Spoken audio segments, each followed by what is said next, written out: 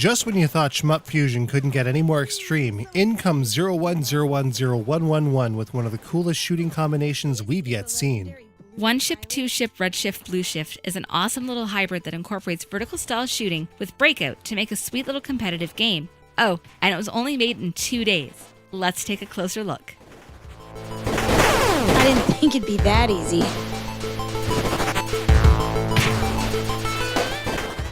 It's red versus blue combat to the extreme in Redshift Blueshift, with two ships dueling against each other on the same screen in real time. The main object of the game is to score a predetermined amount of points, 3, 5, or 10, before the other player or CPU opponent. Controlling your ship is pretty easy, featuring typical movement, a fire button, and a button to change up the speed of your craft.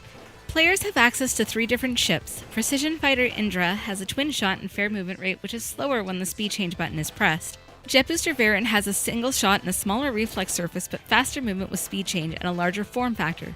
Finally, you can take control of an ordinary missile, which not only can't fire like the main ships or change its speed, but has an absurdly small reflex surface and also a tiny form factor.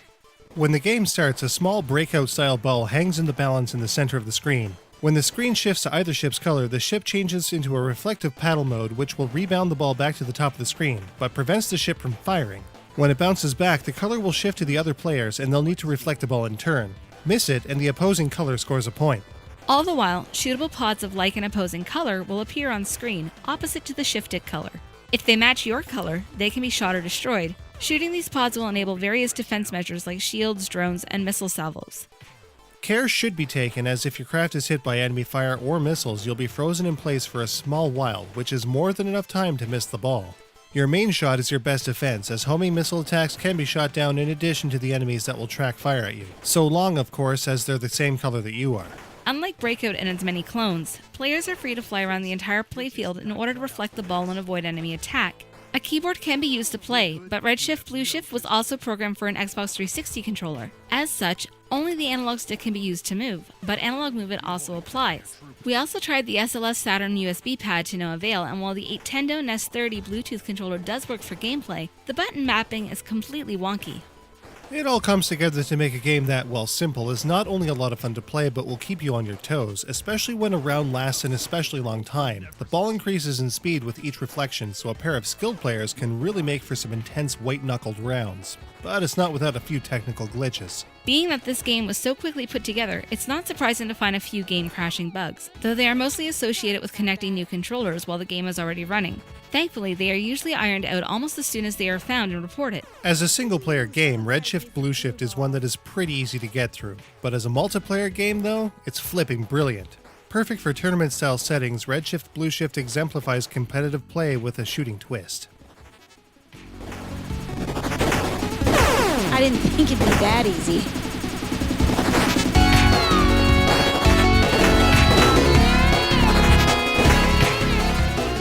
Score-wise, Redshift Blueshift is, at the very least, not a total bust. Some shooting games do exist that have a score of exactly nothing. Games like Barunba, Macross Do You Remember Love, and Terra Cresta 3D are big examples of this. Basically, only a maximum score of 10 can possibly be achieved, but that's what this game is based around. Scoring is as difficult as your opposition is, and it's anyone's game with enough skill.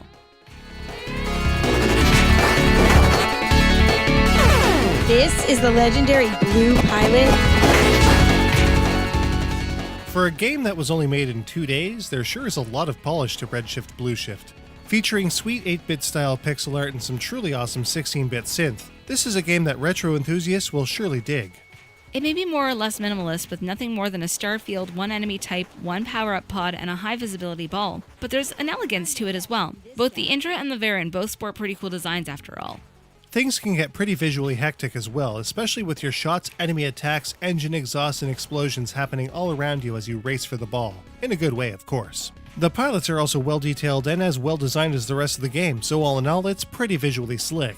On the sound front, all of the sound effects outside of the pilot's voice samples are firmly in 8-bit territory. All of the sound effects are well thought out and applied, as far as 8-bit sound goes. They match the action perfectly. The addition of clear voice samples is a nice one, though some of the recordings have a bit too much breath on the mic. Not a deal breaker, but fairly noticeable. The music also has a wicked Genesis vibe to it, and each round played has a randomized BGM for the set being fought. given the rather narrow gameplay scope of the game, 01010111 really could have gotten away with just one BGM track, so having several is a bonus. There are even really cool touches reminiscent of classic arcade games like the "Winners Don't Do Drugs" slogan at the startup, complete with hyper-chunky FBI crest. No way, dude! All in all, a super slick package for a great little blaster that everyone should be checking out. But how does it stack up? Let's take a look.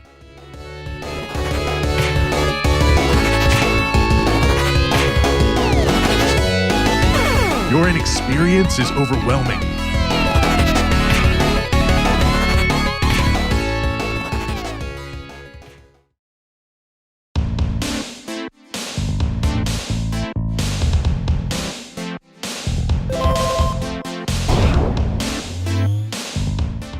Redshift Blueshift's controls are great, if just a little slippery. These controls are more than serviceable though. More controller options would have been awesome. Redshift Blueshift's challenge isn't especially steep versus the CPU. Against a human competitor though, it's more than balanced. Redshift Blueshift comes off as short for single players, being that it's played one set at a time. The two-player versus component extends the length indefinitely, and it's especially great for competition play. A slick 8-bit style permeates Redshift Blueshift, complete with sweet ship and character design. Nothing is overcomplicated about the visuals, and it all works really well. The 16-bit Genesis-style soundtrack is also a cut above with great composition and sampling. Addition of voiceovers is a nice touch, but some of the spoken bits hit the mic a bit too hard. We definitely haven't seen or played a game quite like this, and it definitely feels good enough to build on with bigger sequels and more enemies. There's probably a pretty good reason that Redshift Blueshift placed 6 out of over 1,400 titles at Ludum Dare 30. One Ship, Two Ship, Redshift Blueshift is a really sweet game, one that's sure to be highly competitive, fuel rivalries, and maybe even settle an argument or two.